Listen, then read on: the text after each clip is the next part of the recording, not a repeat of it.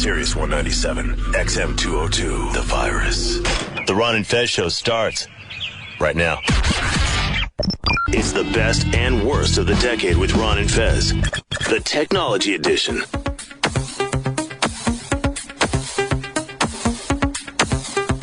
Hey, it's the Ron and Fez show with yet another best of the decade, Fez.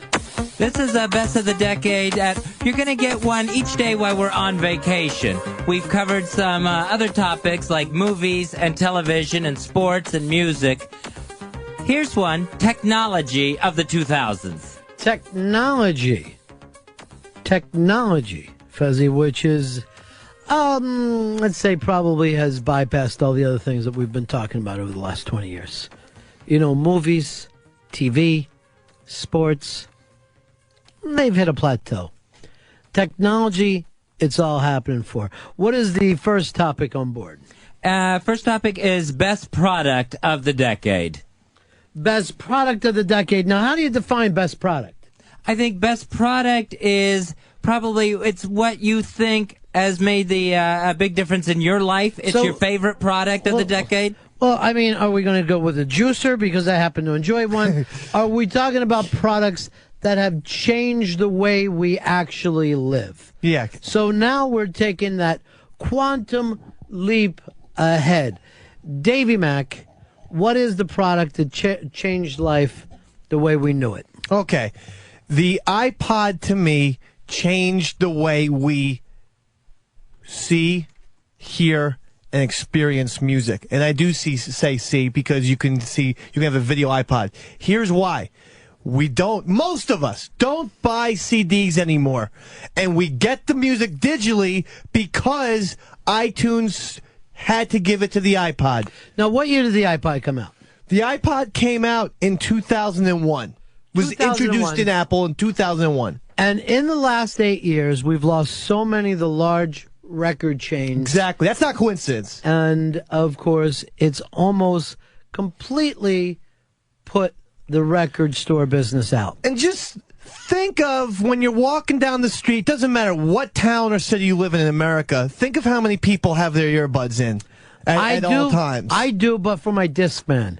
I stay with the Discman. You have a Discman, really? Yes, I don't want to get rid of it. It still works. Yeah, but it's cumbersome and... Is it? It's actually a fantastic point. Discman, we're like, oh yeah, it's not going to get better than Discman. You believe my life? I've got a Discman. This is so when I'm jogging, I just listen to my Discman. And now this is literally, no, you know what? Take every fucking disc you have and condense it into one small portable thing. And not just music, like I said, because I download movies to my iPod. Mm-hmm. You know, I've got Goodfellas and all that. Hold on. Do you feel like you invented that?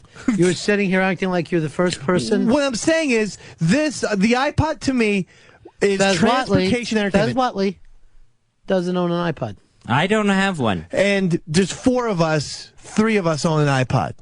And come on, I think, forget about 75%, I would say 85% of people own an iPod. It's transportation entertainment. Let's go over to our own Pepper Hicks. Young gentleman I like to call a Christopher Tanley. Mr. Tanley, you heard iPod. Can you beat it? Oh, definitely. The thing that was the gadget, the item of the last 10 years was the cell phone, more specifically the smartphone, like your Blackberries, and now most recently your iPhones. Your iPhone. The iPhone and the Blackberry, I put them in the same place. Smartphone. Phones that do more than just make phone calls. Now, am I crazy here that the Blackberry looked like one thing, and as soon as the iPhone came out, now the Blackberry looks like an iPhone? Yes. Well, I mean, the touchscreen. Yeah, but before that, the BlackBerry kind of worked as a telephone, and now it works almost like an iPhone, being that portable computer. Because before the BlackBerry was just email. The main thing, what blew the BlackBerry up was email. And it was an email and a cell phone in one. Your corporate email and you get your cell phone calls. Yeah. But with the iPhone coming out, with the apps and making it, internet capable and a bunch of superfluous shit. But people like that, and that added on to the BlackBerry. But the BlackBerry, and I have one, doesn't really work that well. People complain all the time that they can't hear me speaking.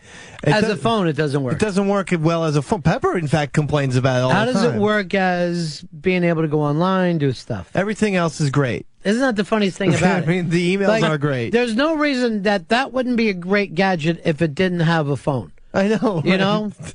Yeah, and I do have some music on here. Your music on there. In case my iPod screws up. I have it on BlackBerry. They should lose the phone part and just say no more drop calls. Here's Fez Watley.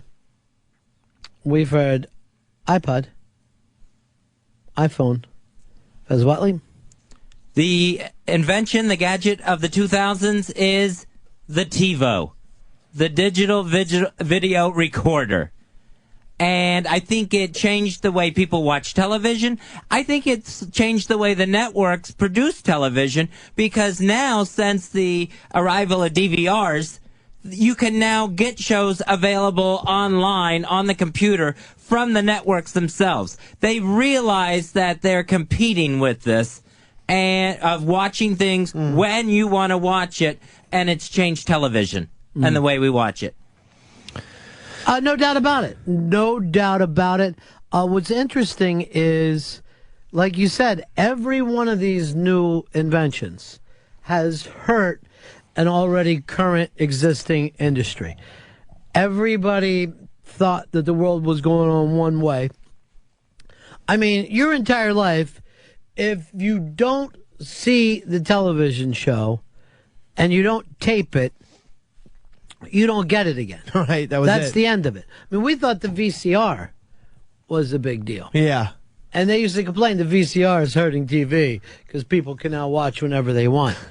That's a point. And I never thought that we would get to the point, and you kind of brought it up, Fez, that I would be able to watch my NBC shows on the on-demand channel anytime I want and without commercials. You could just sit there, watch Parks and Recreation whenever the hell you want to. It's pretty awesome.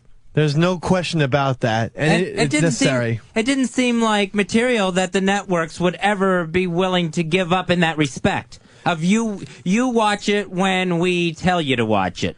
I'm going to pick the winner here, and I'm going to go with a person who I think brought up the thing that made the biggest impact, and that was Chris Stanley with the iPhone, because it had everything that Dave had with the iPod, but turned it up a notch by bringing the computer and, of course, even satellite radio into that. You've got something right now that you can walk down the street with that was more equipment than if you had the most equipment that you could have in like 1995. Your house would have been just filled with these things. Yeah. And now you've got something in your pocket.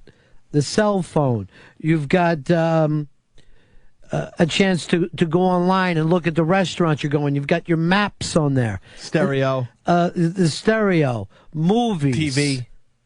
I mean, will it ever get to a point as we advance in this where, like, the cell phone just replaces the PC altogether in your house? You know, like how a lot of people don't have a landline anymore. I prefer to keep one. They just have their cell phone. That took away, the cell phone took away a piece of equipment, of technology in your house. Yes and no, because it didn't really take it away. It just changed it. And I honestly think as you look at this, the computer, the phone, the television, GPS, it's all going to be the same thing. You're not, the people of the future aren't going to make that big of difference between one terminal and another. You know, it's just you connected. But what has changed? I mean, we were talking in the late 90s of, well, people need to be on the computer all the time. Now you are connected wherever you want to go. And if by the time Dave's kids start going out and dating or going to parties, he's going to be tracking them. And there, you won't have the thing of, oh, I'm at Janie's tonight sleeping over. He'll be able to see her cruising towards the beach as she's telling this lie. Unless she leaves the phone at Janie's, which would be smart of her to do. We will see, because I'm not betting on that. Okay. I'm really not betting that there won't be a way, because you'll be able to see immediately. Let me see. Show me around. True. I'm going to call you back in an hour. You better be there. You're going to be able to keep up with. And I think leaving that phone behind would seem insane to people. It would almost like leaving the oxygen behind. Yeah. I never trusted that little Janie. It does feel crazy when you're disconnected. So in reality, in a way, I'm going to, everybody has come up with a great one. But what Chris Stanley did is taken everything that all you guys have and put it into one piece. Oh, my gosh. Including XM Sirius, satellite radio. Thank Christ this is an XL channel. Next topic, Fezzi. The next topic would be websites. Websites of the decade. Websites of the decade, or what I like to call them, .coms. Eastside Dave. Ron? And now, we're talking about something that had to be invented in this decade. Yes. Correct? Okay. Right. Well, 2004. I mean, it sounds crazy, but I looked it up on Google, and you know what I looked up? Google. 2004 it was created. That's the most important thing, maybe in the history of research, communication, and everything else. Let's just go back over those numbers again. We never heard the term Google between 2004. That can't be, right? It does not sound right. Seems like we've been Googling it for a while. I remember in high school when my computer science teacher told me, you guys should really use this search engine. I don't think many people are using it yet, called Google. Yeah. And I never fucking stopped using it. It fucking says 10, right 15, here 10, 12 years ago. that Google said that it was a primitive form created in 2000. Okay, so it's still, I'm in the decade. Yeah. But the Google as we know it, the TM, the real Google search engine, was 2004. Now, I feel nuts right now. We weren't Googling in the 90s. No, we were not Googling in the 90s. That's my point. Wow. I mean, if you want to quibble about what year, it's a 2000s thing. That is almost insane. Now, not only does everybody use it constantly, but it's probably one of the biggest companies in the world now. Absolutely. I mean, and I know people who work for Google. They love Google. I know, and Google's just going to have to get more and more people. And it seems like it's become a word like Kleenex, where even if you're not using it, you're still going to Google something. Why? What other search engines are you using, Fez? That your mistake? Where are you going? Alta Vista? Do you use anything besides Google? The only thing I use, very rarely, is a Yahoo. Still. I never do. Never Bing, bothered. That fucking travesty. Bing, I mean, Yahoo, they're I heard Google. Bing was going to be big, but then you never heard about it again, right? No, it's shit. Yeah. No, but yeah, and you never hear anyone Binging anything or Yahooing anything. Yeah. I don't even think people even think of those as search engines anymore. Right. Remember, we used to have tons of search engines, and nobody could seem to get it together. Yeah. Ask Jeeves. Lycos. All right, so Davey Mack came out with this in the high country. Phenomenal. That's right. I don't know whether it can be beat. What do you got for 6? It can't be. Can I say Twitter? It's not going to beat Google. Google, it's so huge, and it's only getting bigger. They're only doing more and more. They're coming out with their own fucking cell phone and cell phone service. I can Google your Twitter. They are a crazy conglomerate in the dawn of the internet age, I guess this would be. Yeah, but they were only out a couple years before people were going, we got to break them up. They're too big. You're like, what? Yeah. My cousin just found out about them the other day, and now they're too big. Well, it's funny because I remember, like, in college in '98 there was computers and there was the internet, but it was just, you had to go to specific websites. And if they when you had to do the www. Right. And if they didn't have a website, about who shot Alexander Hamilton or whatever, then you were shit out of luck. Yeah, I'm not sure. I mean, it was really after Googling that you could comfortably go out and get information quickly. And I think in a way Google does make us a little bit smarter. Yeah. Because, I mean, now it could be with silly, trivial facts, but still, that's knowledge that you didn't have before. All right, we're all agreeing it's going to be tough to beat Google. Okay. But you brought up the Twitter. Another one that went from nowhere like this time last year to now you can't turn on your news without hearing, go to our Twitter page. I just tweeted this. I picked up the Twitter. And here's Twitter and Google. Two stupid words we never had. And now your mom's like, well, why don't you Google it or Twitter, tweet it to me and I'll Google it. I don't care. And you're like, this quickly it takes place? Because I remember when my dad got his computer, he would call me up and he'd go like this. Ron, you got internet, right? I'm like, yeah, Pop, I do. And he'd go, what's this place that had the lamps? I was at the other day. Had lamps, you could get them like 2 for $50. And I go, don't act like it's a mall, Pop. He would always act like, well, you got the internet. What is that, what's that place that, Larry Boa? Oh, they had the article on Larry Boa. He'd always saw it as this very small thing. Right. And we now know, like, without Google, you wouldn't find anything. Without Twitter now, it's a chance for you to act like my thoughts matter to everyone else. You tried it for a little while and dropped out, Fez. Right, yeah. About 3 days I dropped out. A little shy of the 60-day thing they put on it. I love it. I think maybe I might be the only one here who Twitters, but I love it. We let the show news go through the 202 Friends Twitter. Right, you're right. But I feel like since I have a radio show, if I get a thought, I'll save it for the radio show. Yeah. Well, that's why I don't do thoughts. I just do videos. That's why it always kills me. I see like Sarah Silverman or Jay Moore put one of their jokes out there on the air, and I'm like, save it for the stage. You're not getting paid to Twitter. Well, maybe they can still use it, I would hate to go somewhere and go, yeah, I saw this on the Twitter page. That's smart. Not as exciting.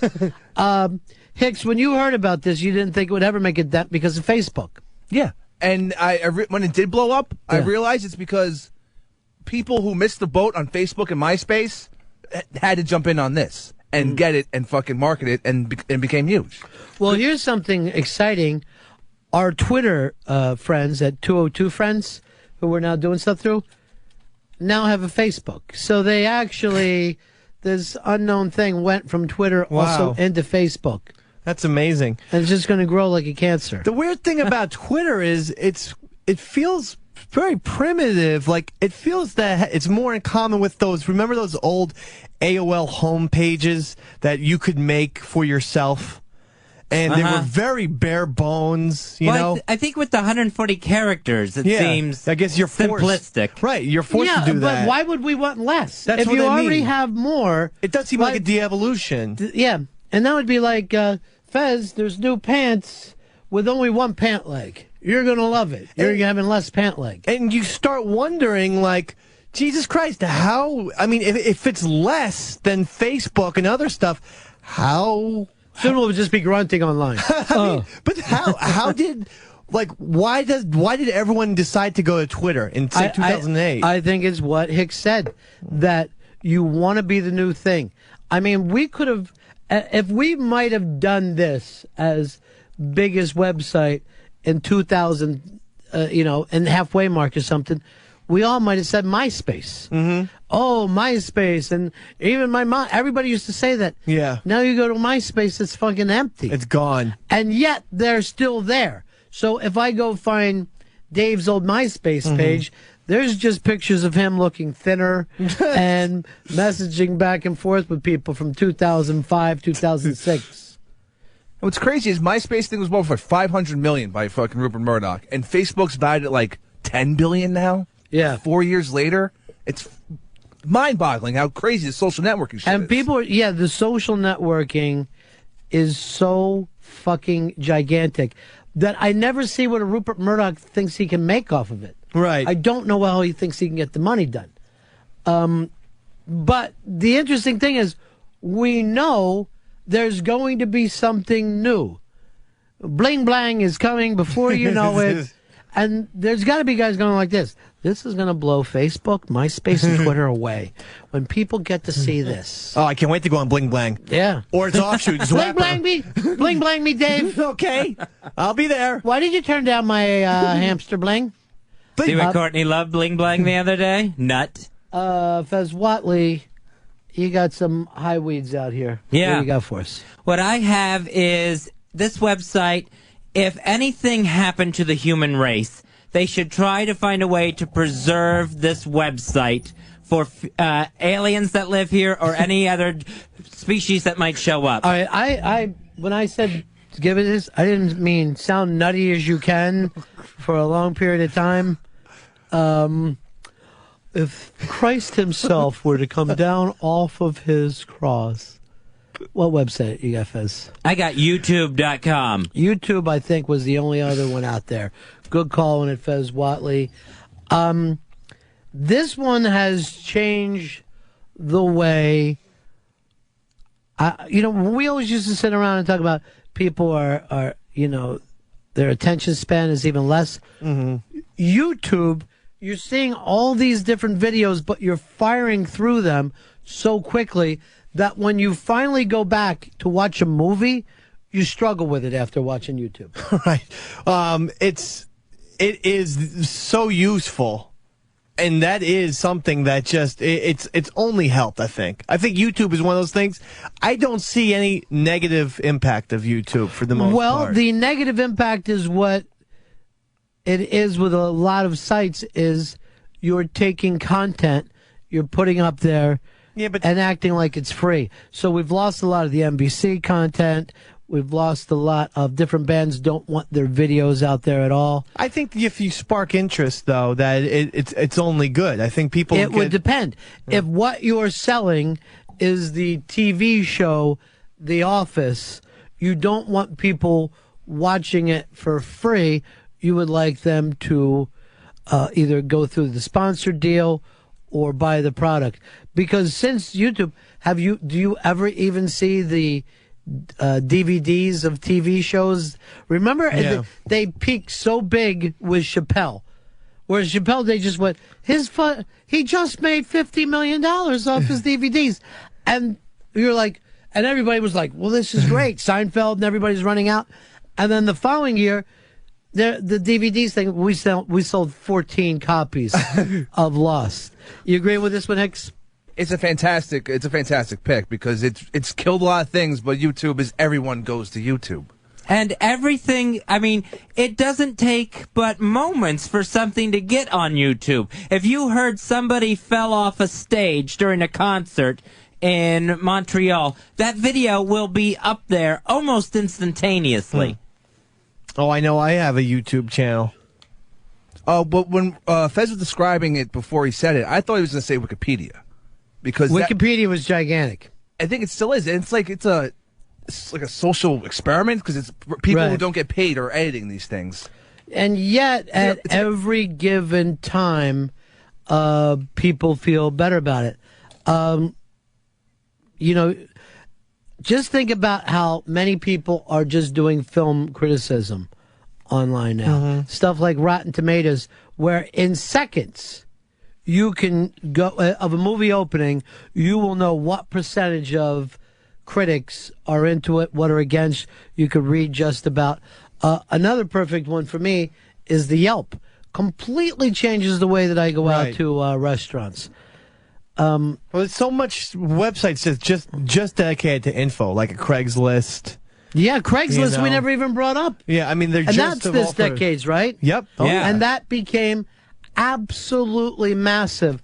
But would you say not as big as it used to be, Hicks? Craigslist is dying, I think, because a lot of just the negative publicity. But I think Craigslist is killing eBay, which is nowhere near as big as it used to be. I had no idea. Was it eBay this decade? No, it was the 90s. That was late 90s. The eBay's, I thought, was one of the really first websites to get out there. But it's really funny how quickly we act like Google and Craigslist seemed a lot older to us. Right. I mean, the Foo Fighters still feel like a new band because, Yeah. And yet Craigslist and Google feel like they've been around forever. Right. You can't picture yourself without Google now. I can't even imagine a world without Google. It's not a world I want to live in, David. I need to know exactly what Billy Martin's batting average was in 1950. The other interesting thing is people will still get out and make websites where it felt like, okay, everybody who got there early has got it down now. You know, at one point it just felt like Amazon.com, oh, all right, that's it. You're never going to be able to get another one. Right. There's no more businesses like that. But to look at some of these things and figure out how quickly they become a household name, I don't think companies in the past, like companies that got started in the 1950s, would have any idea that they could get in the public conscious this quickly. Right. God bless us all. It's weird. You got to keep up with it. We're really what we're thinking about is that we're thinking thoughts. This decade is probably going to be known for technology and for these websites. Well, it's not going to be known for the music that we did yesterday but guess what? or whatever. We said that about the 80s. In the 80s, everyone was like, wait till they see the video games that we had now. Right. And maybe that's what we'll talk about when we come back. We'll get into a little bit of gaming talk. As we wrap up the decade, it's the Ron and Fez Show. If anybody wants to see, there's a Donkey Kong kill screen coming up. There's a Donkey Kong kill screen coming up if anybody wants to watch. There's a potential Donkey Kong kill screen if you want to watch. I can tell he's not on my side. He's a disciple of Billy.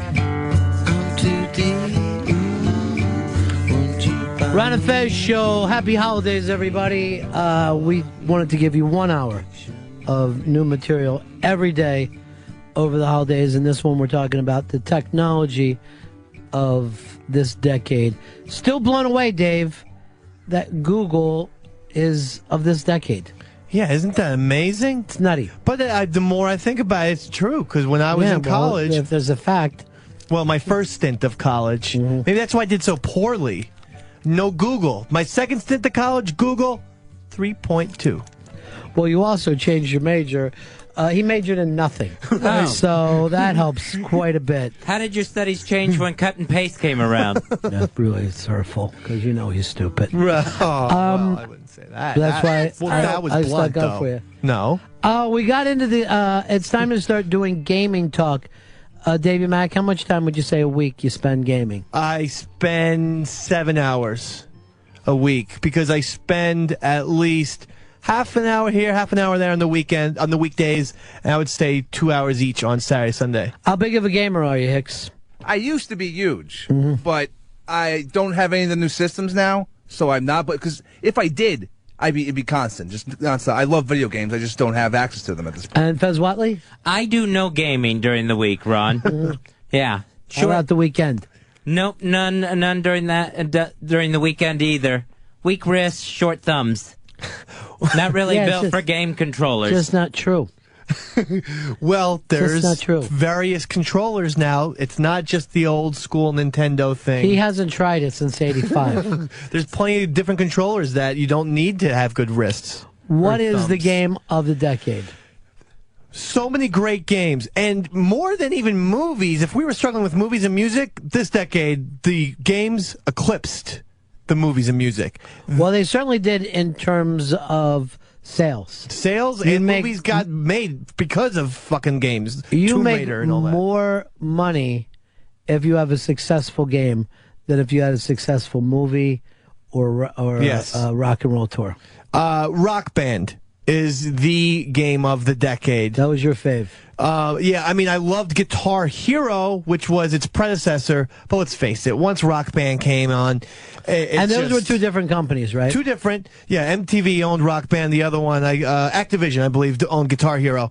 And Rock Band, it's not Rock Band. You don't have to put out the red light. It's not a coincidence that you have Beatles Rock Band. This is the preeminent rock and roll band of all time, partnering with the Beatles. For years didn't even want to go on iTunes, yet they signed off on a Rock Band pretty much like 3 or 4 years into Rock Band's being made. That's not coincidence. That's because this thing changed.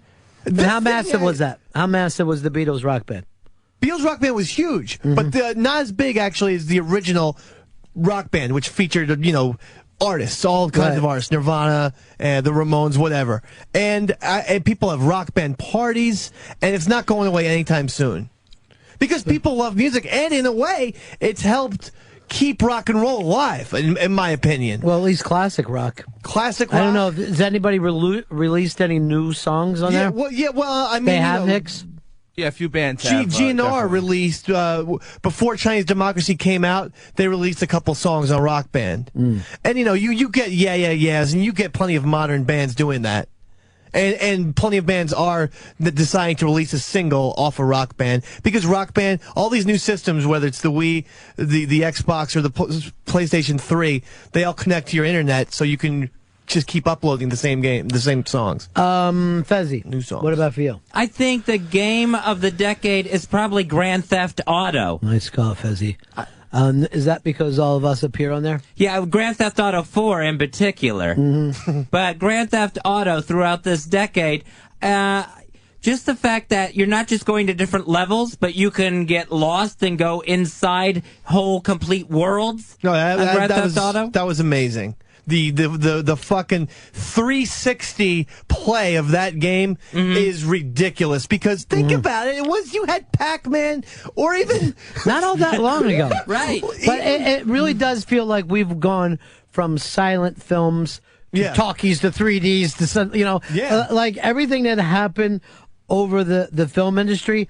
It seems like it's happened very quick, like in the last 25 years with video games.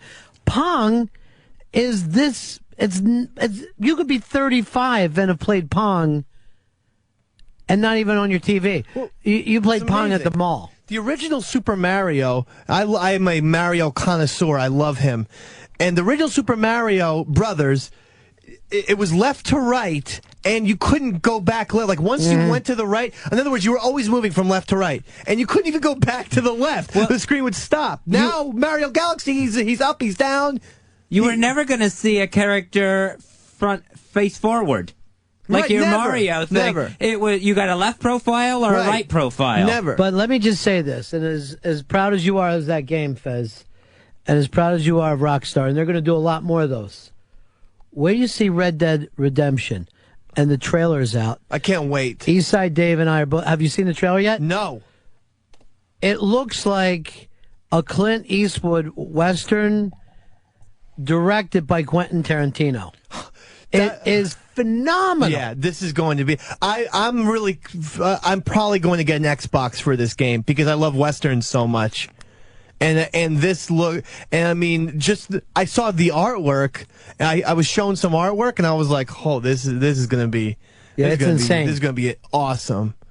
It's crazy how Rockstar just revolutionized video games in general. There weren't any other games that lets you do whatever you want, like in Grand Theft Auto 3. Right. And then there's not even dozens and dozens of games that just rip them off with that feel. Oh, absolutely. It just goes on and on. But if you go down there, and it's not that far from where we broadcast from, and like I said, everybody in the show has had the opportunity to go in and do some voiceover for them. It's nuts how long and how much goes into one of these games. Yeah. I mean, we're talking about, they're bigger than movies now, as if that was, surprising. They probably invest more and put more work hours into these games than you do a Hollywood movie. Grand Theft Auto made $500 million in a week. You can't comprehend those numbers. They just don't make sense to you. That's like fucking drug czar shit. I don't know what drug czar would have been pulling that off. Honestly, there's not too many businesses ever that could have done that outside of even the entertainment business. Yeah, it's phenomenal. It really is. All right, good one for you, Fezzi. I like what you're doing here. You didn't know a lot about music. You gave us shitty answers. You don't know a lot about technology. And I say a red letter today for Mr. Fez Whatley today. I think he's bringing up some very good names across the board. The YouTube, Brill. Of course, he talked crazy before he got to it. Sure. But it was a perfect different thing from what you guys were talking about. And bring up a Grand Theft Auto. Another great call. Let's go over to Pepper Hicks, who I expect good things out of, though. I could have gone Grand Theft Auto or fucking Guitar Hero, but I'm going World. Yeah, why would you be a bum? Why would you be a bum like these two other idiots? Hey, I just got Red Letter Day. I'm going World of Warcraft, and in general, those mass online role-playing games. Now, for the PC. Those are the ones that you are actually playing with friends. Yeah, or just not even friends, just random people you hook up with. Because these things, people become addicted to them. But here's what I worry about, because when you could hook the Madden up and you could do that online and play with other players, I started doing it. I was fairly sure I was playing with preteens. Just when I saw their play calling and how they would quit after they went down by, let's say, 14 points, just boom, they're gone. I'm like, well, that's childish. And I thought to myself, if this was in real life and I was sitting at a table playing with a child and adults walked by, I'd probably, if not arrested, I'd be questioned. That happens to me on Mario Kart. I don't want to do that. I play against people from all over the world. And I'll just, after the race, if I lose, the amount of derogatory terms that I come up with for Frenchmen just exits my mouth. Now, after going over this, do you guys have a definitive that you like? I still stick with Rock Band. I'm very confident in that. Can I give you one other name and maybe you'll hop on? Yeah. I'm talking about something that it's both a game to play and a social networking thing where the people actually go off and become friends even when they're not playing the game. Okay. And I'm talking about MafiaLife.com, where you can do jobs, move your way up, maybe even whack a boss. No. All on MafiaLife.com. No. Text-based. Huh? It's a terrible... Have you ever gone to Mob Candy? Yes, it's a great have. magazine. Not really. Yeah. Just a lot of mafia. It's just a lot of typing. Do me a favor, folks. Go to MafiaLife.com right now and see if you don't enjoy it. They probably won't, but, that's a surprising answer from Ron. I got an email. I'm a capo. Hooray. Isn't that great, though? It didn't make sense. Not really. That means we got to listen to you or else we get whacked. The game was kind of dull. I would just go into Mafia Life. No, it's great. I would just start yelling at people. Stop it. It's great. Let's move into the next one. And Dave, you wanted to pick this. You said it was Life Changers? Life Changers. Now, hadn't we already done that with the first one with the technology? No. Absolutely not. All right. I'm willing to... What's it going to be? Flat screen? Is that it? You're close. But you did mention something that's digital. And to me, as a huge film buff, the fact that we are now officially have entered a new way of cinema, and that's digital cinema, between the digital cameras and the green screen and CGI characters. Well, Gollum was the first CGI character, right? Yeah, well, the first CGI character who interacted for a full movie. I mean, the dinosaurs in Jurassic Park were... But, I mean, this was a guy who was talking with Frodo. He replaced an actor. He replaced Andy Serkis, who did the voice. Andy Serkis wore the suit, and acted with the little Elijah Wood. But when it came time for the movie, they put in an animated character. Well, you've kind of come up with an interesting thing there, too. Because of this, and even now people can Photoshop their own stuff, can we even trust our eyes? If I was to see a picture of Fez kissing Dave's wife, can you even say... this is true? Right. An excellent Photoshop could absolutely fake that. Could absolutely pull that off. I hope I haven't given anyone ideas. But what would you... Photoshop is actually there for a while in the earlier part of this decade. It was so rampant. And now people are bored with it that you don't even bother laughing at a good Photoshop. You're just like, thanks. And you just delete. Oh, there's Obama blowing me. Appreciate it. And you move on from there. But with the digital shit, I'm not just talking about George Lucas, Star Wars films. You're talking about a genius like Jim Cameron. Jim Cameron, yeah, but no, what I'm also talking about is I own a digital camera, and now I can go out there, shoot pictures of my kids. If I just dim the lights in my house, it looks like an incredible movie, infinitely better than the old VHS big clunky cameras. These little digital things. Remember the movie with the Godzilla creature? That was all little digital cameras. It was cheap. I saw a thing, and I think that, some guy in like Korea shot some kind of quick monster movie, put it on YouTube for $500, was signed within like a couple of weeks up by Hollywood. And I want to give someone credit, Ron. His name is Francis Ford Coppola. Who? Francis Ford Coppola. Not familiar with him. Oh, he was a director. Oh, Invented the Ford. His daughter directs. Yeah, Sofia Coppola directs. If you watch the documentary Heart of Darkness, okay. Yeah. At the end of the movie, and this documentary goes it's well over a decade, and he predicted in the 90s, they said, what's the future of film? He said some little fat girl is going to somehow, he didn't know what, but he said somehow get access to the technology will allow her to, she can have her own camera, she'll make a movie, and then somehow she'll be able to show that movie to millions. He fucking called that 15 years ago, and that's what we're living in right now. I remember when he did it on the Oscars one time, too, where he walked out on the Oscars and was trying to explain to people how much the technology was going to change. They kind of pan around. You see people like just kind of phasing out, and that's their business. That's their business. He's an Nostradamus. Yeah. And they were just like, oh, there's Francis. Yeah. And then, but I'm so excited. You really do. Like, when people get, like, they'll try to have, like, a YouTube channel for a little while, and they'll get bored with it. But you forget, you, with that, have better equipment than Steve Allen did when he started The Tonight Show, than Ed Sullivan did when the Beatles came out. You can sit in your living room and make something better that they could do, and all the expenses that they put into it. I think the equipment is more sophisticated than Scorsese was using. Oh, absolutely. When he made Mean Streets, for Christ's sakes, we can do it if we want. Yeah, and that's why this digital age with the cameras and the green screens are life changers. We're at that point now where there's a difference, that there's very little difference between like what you would consider a film movie and shot on videotape, and in the same way, the weirdest thing for a person my age is to see something like film disappear.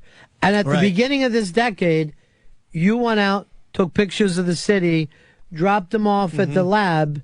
I'm not talking about the ancient past. No. I'm talking about in 2001, after 9/11, everybody was buying cameras and taking pictures and not even thinking.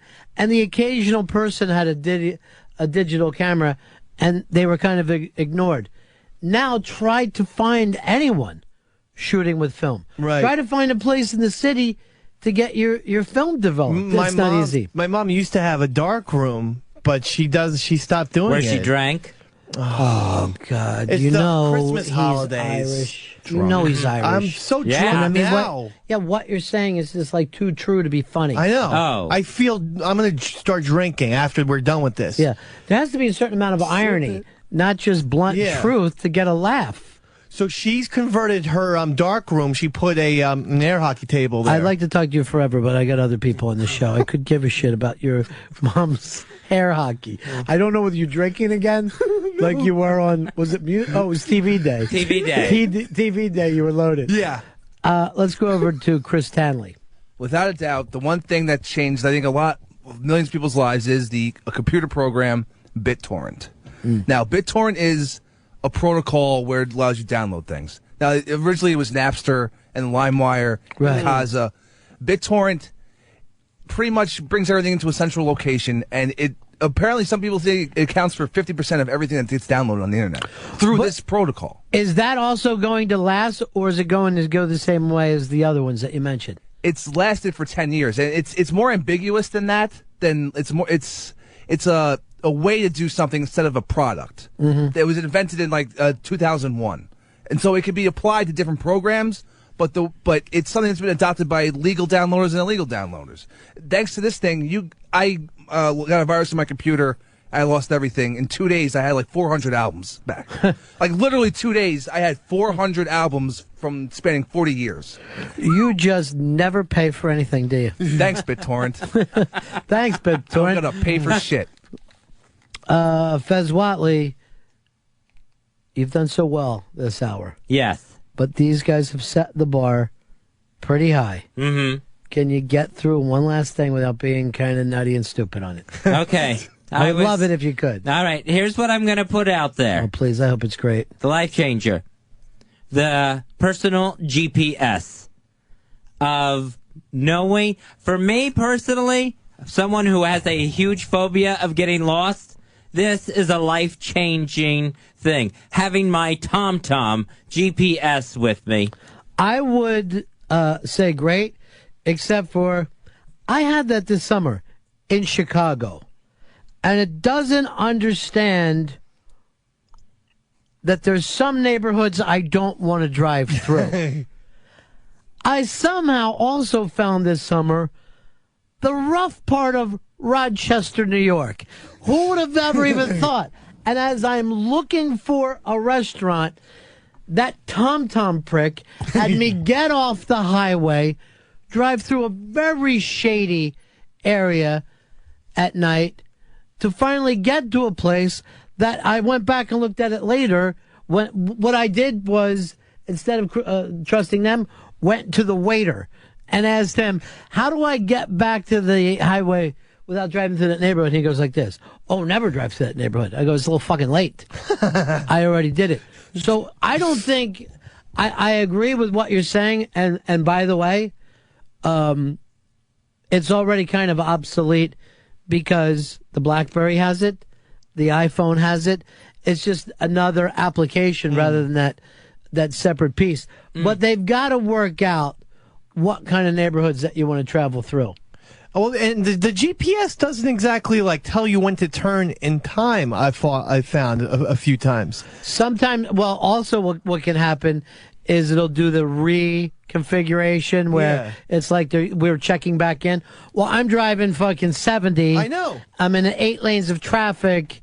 You can't fucking leave me out there. Oh, no. When I drove down to Opie's wedding, I just, like Luke Skywalker at the end of Star Wars, I just turned the fucking computer off. Just believe? I just, went I'm with the going to find it. Because it was giving me wrong routes. Do you know that I was sitting in the church going like this, David, come to me, trust yourself, Dave. Trust yourself and come to the church. Dave, what's wrong? You've turned your computer off. But have you noticed Nothing. that these things are on BlackBerry and iPhone now? No, I didn't know they had the GPS. Yes. You don't even do it. And there's even walking stuff in the streets of New York where you actually have, they'll tell you you're 18 feet away from a place to get burgers. Yeah, VZ Navigator comes with Verizon. You know, as blown away as we are with this hour, put this away for 10 years and hear how stupid we sound. We're going to be like, I've come up with a way. It's going to sound like this to us now. You take 2 sticks and you rub them together for a few hours and you'll get a spark. Now take some brown grass and put it over that spark and blow on it slowly and you'll have fire. Technology is changing so quickly that it's almost a little scary. And a part of you just says to yourself, I hope I'm dead before it gets really, really weird. And maybe that is the point of today's Best of the Decade. If we can wish anything for you folks, it's that you quickly die before the robots take over and enslave you, rape you, That's until sad. finally Right. you envy the dead.